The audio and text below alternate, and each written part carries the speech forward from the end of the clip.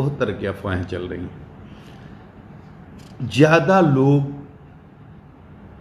जो पूरी तरह से घटना को नहीं जानते हैं, वो गलत तरह की अफवाहों के चलने के कारण गलत परसेप्शन भी बना लेते हैं और उस परसेप्शन के आधार पर टिप्पणी भी करने लगते हैं। कुछ लोग सच्चाई को जानते हुए भी गलत मोटिव से कुछ लिखते हैं, वो अलग बात है।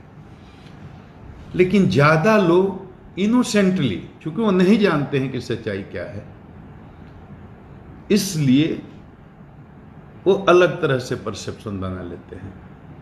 तो मैं लाइव आया नहीं, मुझे जबरदस्ती बुलाया गया, नहीं तो हर घटना पर, हर मर्डर के केस में या किसी भी केस में डीजीपी को लाइव आने की जरूरत नहीं है। हमारे एडीजी हेडक्वार्टर ही प्रेस कॉन्फ्रेंस करते हैं। मैंने आज तक 1.5 साल में कोई पीसी नहीं की है। एक भी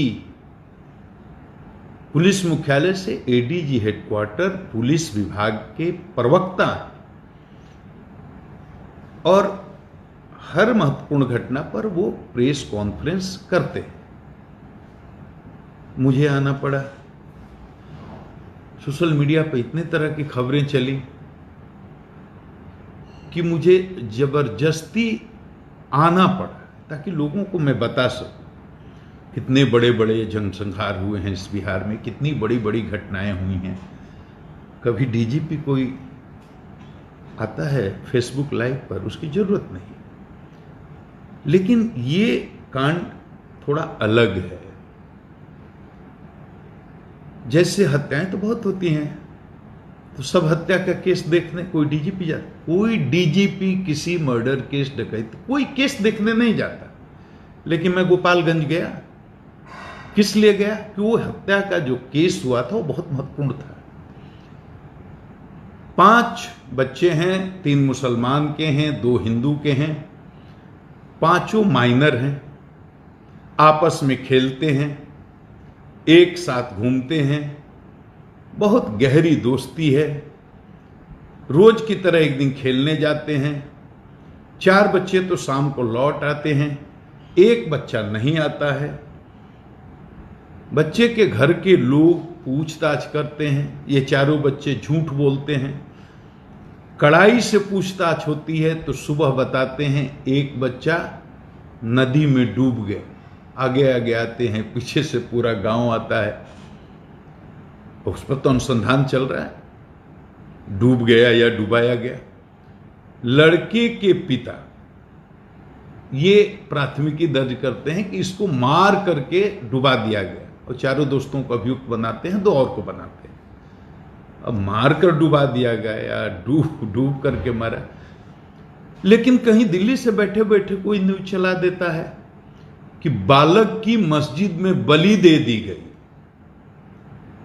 अब इतना बड़ा हंगामा मचता है, ये न्यूज इतनी तेजी से फैलता है कि पूरे गोपालगंज ही में नहीं, गोपालगंज के बाहर आसपास के पड़ोसी राज्यों में और दिल्ली तक बड़े बड़े लोग ट्वीट करने लगते हैं, प्रेस कॉन्फ्रेंस करने लगते हैं, और बाहर ये परसेप्शन बनने लगता है गोपालगंज गांव के बाहर कि सही में किसी हिंदू लड़के की मस्जिद में बलि दे दी गई। डीआईजी को भेजता हूं, एसपी को बोलता हूं, वो भी जाते हैं, खंडन करते हैं, प्रेस को बताते हैं कि सांप्रदायिक मामला नहीं है, लेकिन कोई असर नहीं होता। मुझे लगता है कि पूरा बिहार कहीं ऐसा न हो कि फसाद में फंस जाए,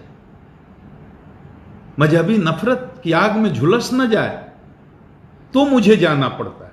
हर मर्डर केस में मैं थोड़े ही जाता, और मैंने वहां जा करके किस तरह से उस चीज को हैंडल किया। अगर मैं नहीं जाता और पूरे बिहार में ये आग लग जाती तो आज क्या हालत होती, इसका अंदाजा आप लगा सकते हैं। तो ऐसे विशेष मामलों पर मैं कोशिश करता हूं कि जनता को सच्चाई रख सकूं। अब ये बताइए कि मैं जो गोपालगंज के बारे में बताना जा रहा हूं, उसको पहले से अगर पूर्वाग्रह बना करके आप बैठे हैं किसी पक्ष या विपक्ष में, और आप ईमानदारी से निष्पक्षता के साथ मेरी बात नहीं सुनेंगे तो मेरी बात समझ में नहीं आएगी। और सबका अपना परसेप्शन है, अपना बिलीफ सिस्टम है, अपना एटीट्यूड है, अपना इंटेंशन है, अपना मोटिव है, उसी हिसाब से आप चीज़ों को जज करते हैं।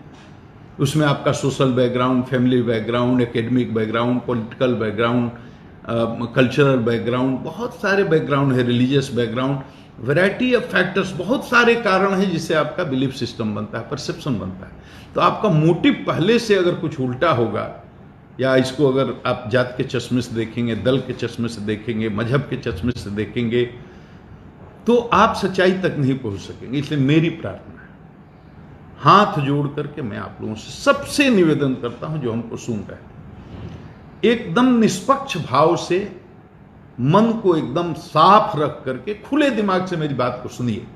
क्योंकि मैं जो भी बोल रहा हूं डॉक्यूमेंट पर आधारित, तथ्य पर आधारित, तथ्य बोल रहा हूं, फैक्ट बोल रहा हूं, सच्चाई बोल रहा हूं। इसमें अपनी बात नहीं बोल रहा हूं। जो केस के बारे में, गोपालगंज में 3 घटनाएं हुई हैं लगातार।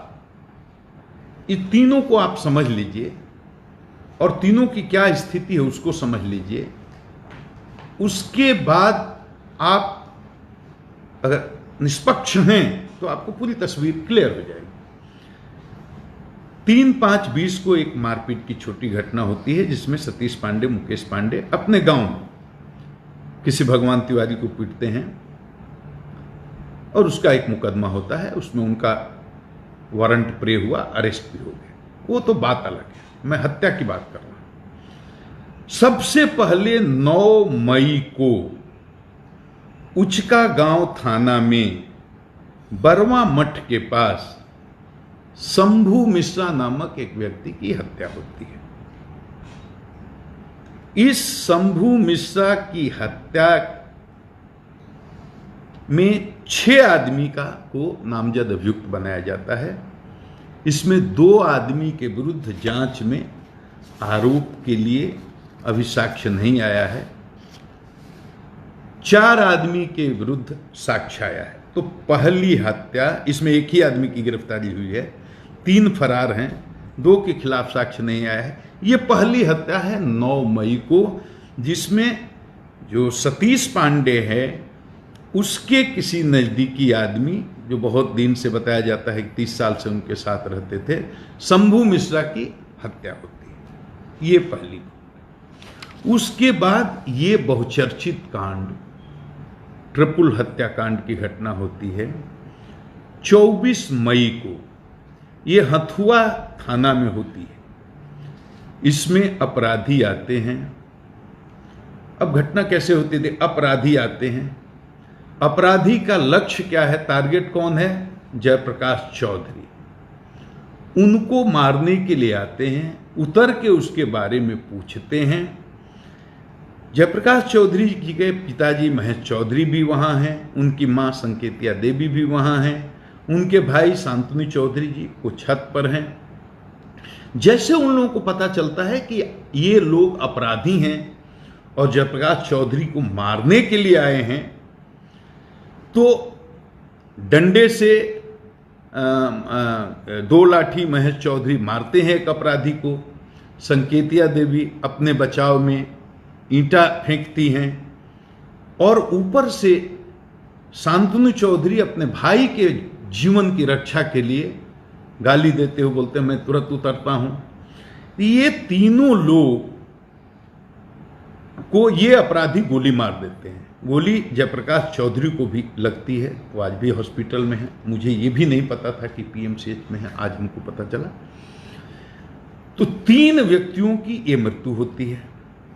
एक मोटरसाइकिल वहां से बरामद होती है। अब ये 24 तारीख को शाम को घटना होती है, बयान आता है। 25 को इसका सुबह में एफआईआर होता है।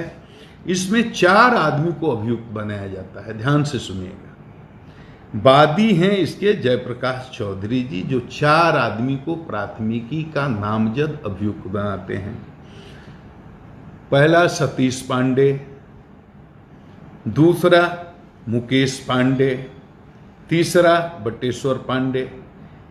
3 आदमी को ये गोली मारने के प्रत्यक्षदर्शी, मतलब ये जो गवाह जिसको कह सकते हैं, वो कहते हैं ये 3 आदमी ने गोली मारी। एक अन्य पप्पू पांडे के बारे, जो माननीय वहां के विधायक हैं, इनका कहना है कि 4 दिन पहले इन्होंने हमको धमकी दी थी, तो इसमें इनकी साजिश हो सकती है। मैं एकदम टेक्निकल लीगल पॉइंट आपको डिस्कस कर रहा हूं। मैं समझ रहा हूं आप जो सुन रहे हैं उसमें वकील भी होंगे, विद्वान भी होंगे, पुलिस के भी लोग होंगे, हमसे ज़्यादा पढ़े लिखे और समझदार लोग भी होंगे। आप देखिए, वादी ये नहीं कहता कि गोली मारने में यहाँ पप्पू पांडे भी थे।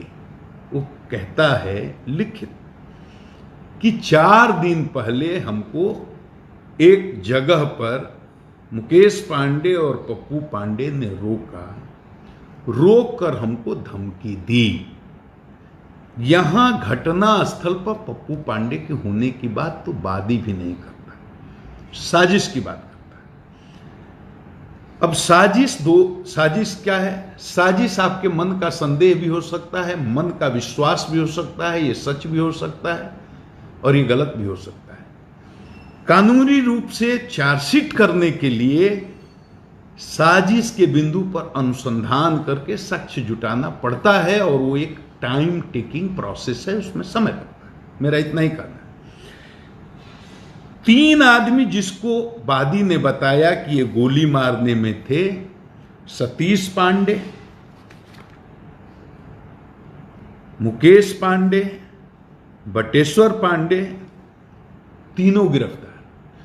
एफआईआर होने के साथ, जैसे एफआईआर होता है और हमारे ये जो विक्टिम है, पीड़ित हैं 3 आदमी की, अंतिम संस्कार होने के लिए जाता है, चिता में आग लगाई जाती है, पूरी तरह से संस्कार संपन्न भी नहीं होता है, उसके पहले पुलिस मेरे आदेश पर, जैसे मुझे सूचना मिलती है, मैंने कहा तुरंत गिरफ्तारी होनी चाहिए, और तुरंत सतीश पांडे की गिरफ्तारी होती है, मुकेश पांडे की गिरफ्तारी होती है, 25 को एफआईआर, 26 को इनकी, और एक जो बचा हुआ बटेश्वर पांडे, उसकी भी आज गिरफ्तारी।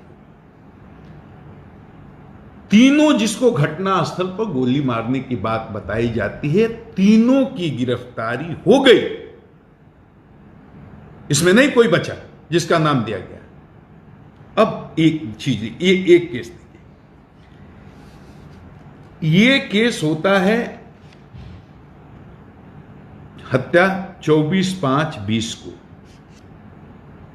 लेकिन उसके तुरंत बाद, ये घटना के बाद पुलिस एफआईआर करती है, सतीश पांडे, मुकेश पांडे की गिरफ्तारी करती है, बटेश्वर पांडे की गिरफ्तारी हो गई, एसआईटी बनाई जाती है डीआईजी के नेतृत्व में, पूरा एसटीएफ की टीम भेजी जाती है, सीआईडी की टीम भेजी गई है, यूपी पुलिस के साथ हम लोग लाइजनिंग करते हैं और लगातार उसके संपर्क में आकर के सारे गिरोहों के बारे में जो यूपी के साइड में छुपे हुए हैं उनके बारे में जानकारी प्राप्त करते हैं। लगातार छापेमारी होती है और गोपालगंज के लोगों को अब पता चलता होगा, वहां जो स्थानीय लोग हैं, कि किस तरह से वहां जितने भी दुर्दांत अपराधी हैं, चाहे इस गिरोह के चाहे उस गिरोह के, बिना जात, बिना मजहब, बिना दल, बिना संप्रदाय के भेद के किस तरह से दबिश बना करके कार्रवाई पुलिस कर रही है। 1 दर्जन लोग जेल भेजे जा चुके हैं और आगे मैं इतना ही संकेत में बोल सकता हूं, हमें केवल समय दीजिए। गोपालगंज की तारीख में, उसके इतिहास में, ये जो पुलिस एक्शन हो रहा है उसको गोपालगंज की जनता हमेशा याद रखेगी। किसी को नहीं छोड़ूंगा, चाहे इस जात का, उस जात का, इस दल का, उस दल का, इस मजहब का, उस मजहब का, जो अपराधी है उसको नहीं छोड़ेगी, किसी भी कीमत पर नहीं छोड़ेगी। लेकिन ये 25 को घटना, 24 को घटना होती है, 25 को लाश जलती है, 26 को फिर एक हत्या हो जाती है।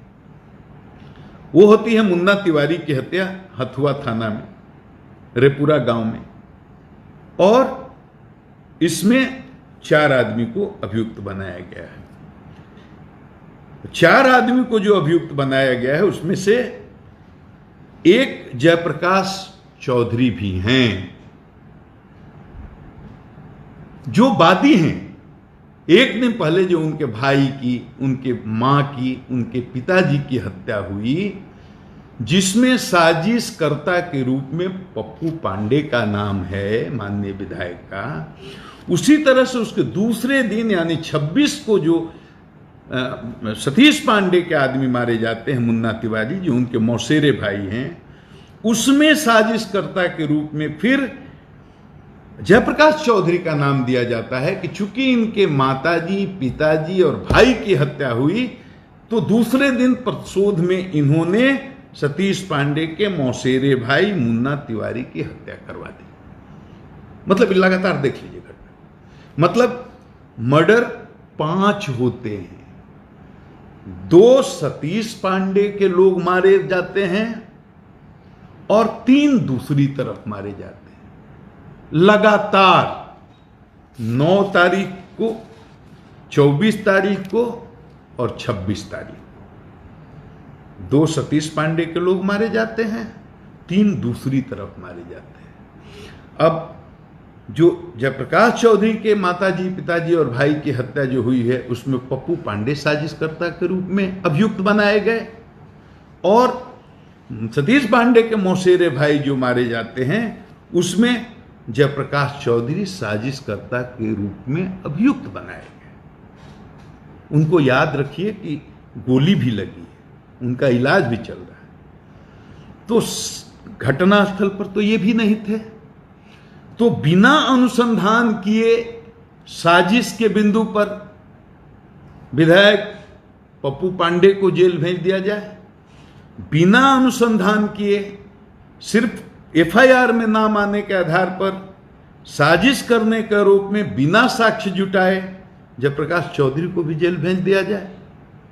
ये दोनों बिंदुओं पर अनुसंधान चल रहा है। बाकी ट्रिपल मर्डर केस में गिरफ्तारी के लिए कोई भी बाकी नहीं है, और गोपालगंज से हम हाथ जोड़कर करबद्ध प्रार्थना कर रहे हैं, आप किसी जाति को हों, किसी दल के हों, किसी मजहब को, अपराध और सच बोलना सीखिए, सच का साथ देना चाहिए। अपराध और अपराध की संस्कृति के खिलाफ मैं आज से नहीं लड़ रहा हूं। मैंने 33 साल की सेवा कंप्लीट की है, और हमने अलग अलग मुख्यमंत्री के साथ काम किया है। हमने माननीय लालू प्रसाद यादव भी हमारे मुख्यमंत्री रहे, माननीय श्रीमती राबड़ी देवी भी हमारी मुख्यमंत्री रही, और अब माननीय हमारे नीतीश कुमार मुख्यमंत्री।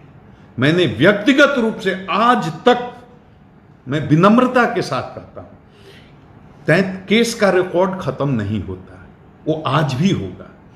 10 जिलों में एसपी रहा हूं, 20 जिलों में मैंने डीआईजी के रूप में, आईजी के रूप में सेवा दी है, लगातार फील्ड में रहा हूं। और मैं यही कहूंगा कि एक भी कोई केस का उदाहरण आप निकाल लीजिए जिसमें हमने किसी दोषी को, गुंडा को, कातिल को, अपहरणकर्ता को, अपराधी को, संगठन का, गुंडों का गिरोह चलाने वाले को छोड़ दिया हो, या एक भी उदाहरण दीजिए जिसमें किसी निर्दोष को मैंने जानबूझ करके जातिगत भावना से या दलगत भावना से किसी को फंसा दिया। एक भी उदाहरण नहीं करने, ऐसी जलीलत वाली नौकरी छोड़ दूंगा मैं। एक भी उदाहरण, किसी अपराधी को, अपहरणकर्ता को, क्रिमिनल को कभी संरक्षण दिया हो, किसी मामले में कभी कोई जात पात के नाम पर मैंने भेदभाव किया हो? मैंने तो 33 साल में अपनी जात का एक आदमी अपने साथ बॉडीगार्ड के रूप में आज तक नहीं रखा। मेरे साथ मुसलमान होते हैं, दलित होते हैं, यादव होते हैं, दूसरी अति पिछड़ा कास्ट, मैं तो ये सब सोचता भी नहीं। लेकिन जिस भाषा में आप समझना चाहते हैं उस भाषा में समझा रहा हूं। जात, दल, मजहब, संप्रदाय के आधार पर कभी भेदभाव मैंने किया? यहां अकलियत समाज के भी लोग बहुत भारी संख्या में बिहार में हैं। मैं चुनौती देता हूं एक एक आदमी को, 33 साल में कहां कहां एसपी रहा हूं, आपको सबको पता है। एक कोई अकलियत का आदमी खड़ा होकर कह दे कि मैंने कभी उसको उसके साथ किसी तरह का भेदभाव, सैकड़ों बार इस सूबे को फसाद से बचाया है मैंने अपनी जान को जोखिम में डाल डाल करके, और गोपालगंज भी इसीलिए गया था। और ऐसे आदमी का अगर मनोबल तोड़िएगा, हम कैसे काम करें? कभी किसी दल का कोई जनप्रतिनिधि हमसे मिलने आया हो, मैंने उसका स्वागत नहीं किया, मैंने उसकी बात नहीं सुनी हो, मैंने उसका सम्मान नहीं किया हो। किसी जात या किसी दल के नेता के प्रभाव में आकर के किसी साथ मैंने अन्याय किया हो, बिहार में जितने चुनाव हुए सब मैंने कराए हैं, चाहे एसपी के रूप में, चाहे डीआईजी के रूप में, चाहे आईजी के रूप में। एक गांव के स्तर के कार्यकर्ता से लेकर राष्ट्रीय स्तर तक के किसी कार्यकर्ता और किसी राजनेता ने मेरे पर किसी प्रकार का पक्षपात करने का आरोप लगाया हो, किसी को मैंने लाभ पहुंचाने के लिए, किसी को हानि पहुंचाने के लिए कोई काम किया। अब ऐसे आदमी को भी, निष्पक्ष आदमी को भी काम नहीं करने दीजिएगा तो बिहार का क्या होगा? जो फेसबुक पर गालियां लिखते हैं उनको मैं कह रहा हूं, सोचिए, ये जात के दायरे से बाहर निकलना होगा। नहीं निकलेंगे तो बिहार का क्या होगा? फिर कोई अच्छा काम क्यों करेगा?